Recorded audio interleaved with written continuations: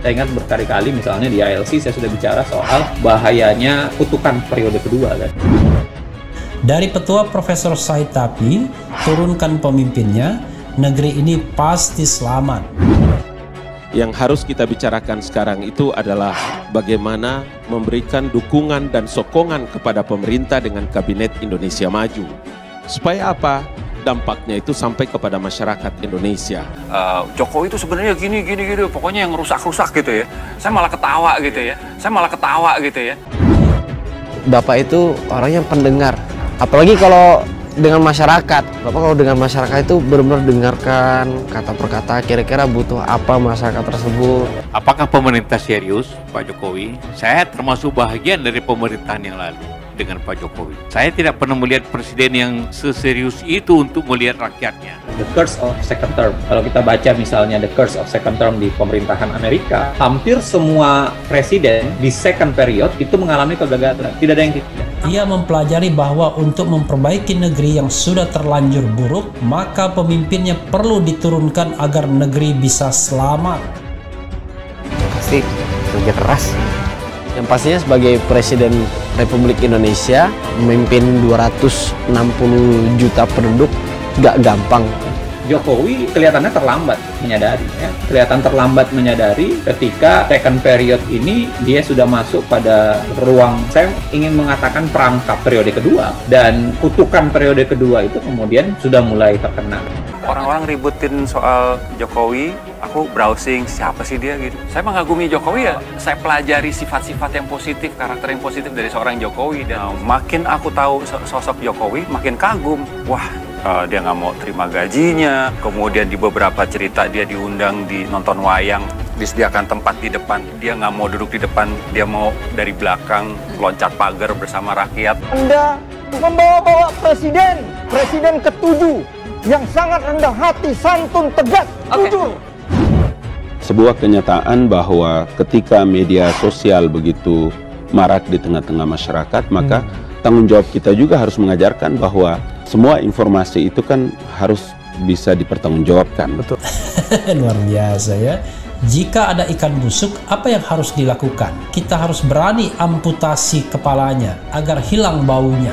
Jadi Bapak itu pernah Mas, paginya itu terbang ke Aceh, setelah ke Aceh itu ke Banjarmasin, setelah itu lanjut Bapak terbang ke Halmahera, Maluku Utara ya. Setelah itu lanjut lagi ke Papua untuk melihat perkembangan Jalan Trans Papua.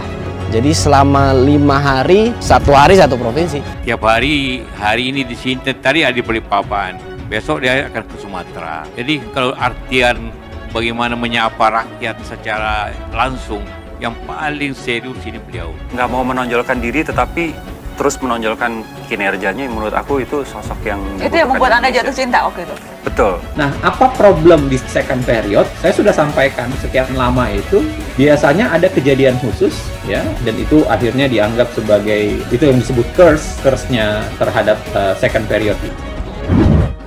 Kita mempunyai tugas untuk bisa menyampaikan kepada publik tentang pencapaian-pencapaian pemerintah yang sedang digalakkan.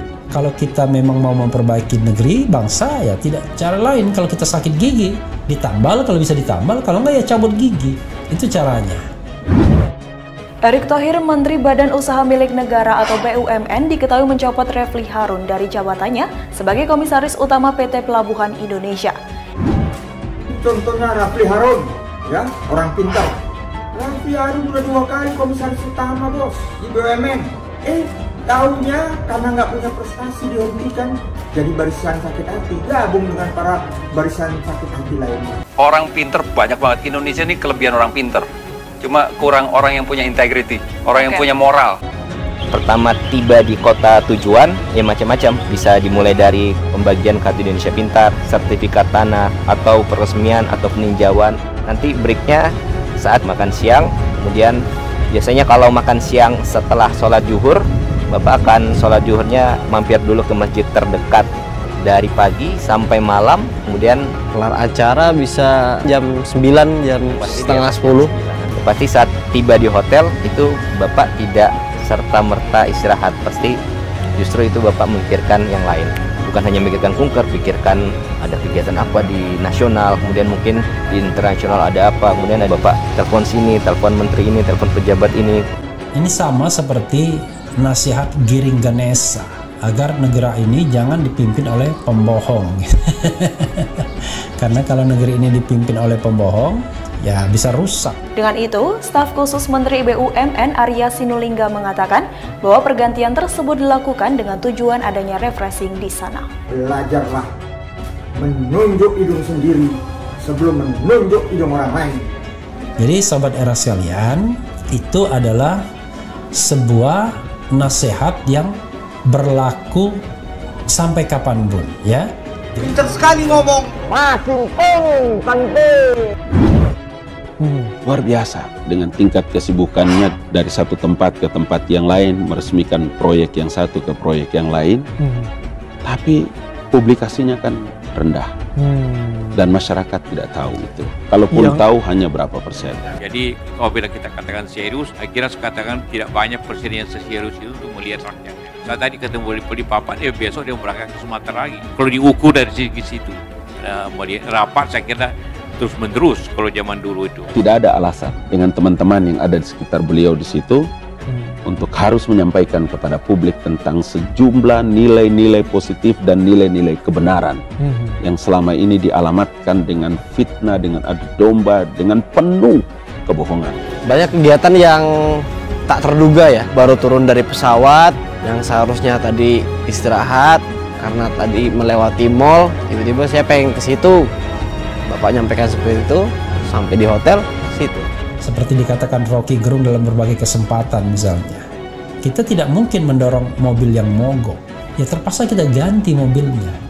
Mereka menuduh pemerintah dan presiden itu melakukan tindakan-tindakan yang tidak seperti yang mereka harapkan. Itu tidak benar. Kalau ketemu warga itu menurut saya Bapak istirahat, karena Bapak pasti gembira, ketawa, kemudian salam-salaman itu menurut saya yang buat Bapak istirahat karena bahagia di situ, bersapa, canda tawa, salaman dengan masyarakat di jalan. Saya Teddy Indrawijaya, pangkat Letnan 1. Saya alumni Akademi Militer tahun 2011. Saya Syarif Muhammad Fitriansyah, pangkat saya Inspektur Polisi tingkat 1. Saya alumni Akpol tahun 2012.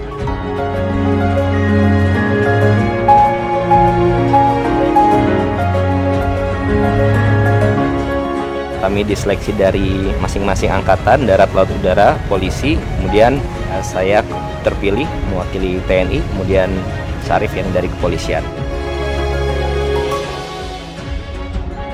Gak ada sama sekali Mas, tidak terpikirkan. Mimpi aja tidak pernah.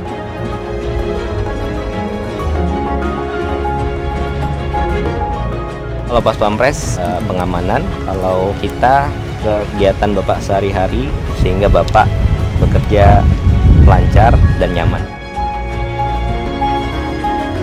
Bapak Presiden memang tinggal di Bogor dan dari Bogor ke Jakarta itu 1 jam Mas. Bila take off jam 8 otomatis berangkat dari sini jam 7 ataupun sebelumnya.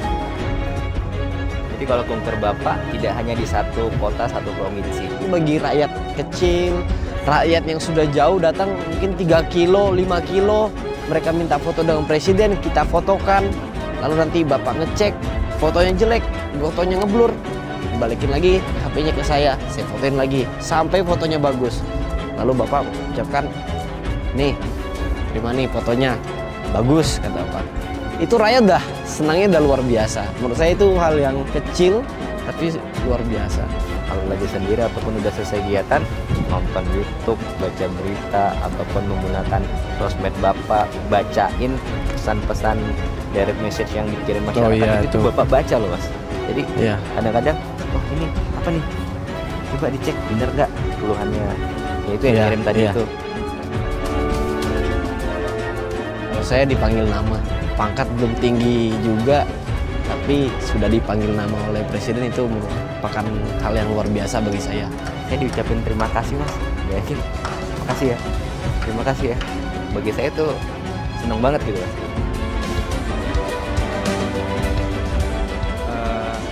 Ya,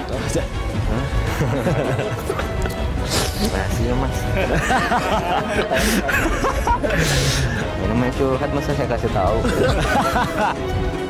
Tapi beliau juga bisa memberikan contoh sebagai bapak bagi keluarga beliau, ya sebagai family man. Bapak itu banyak mas idenya.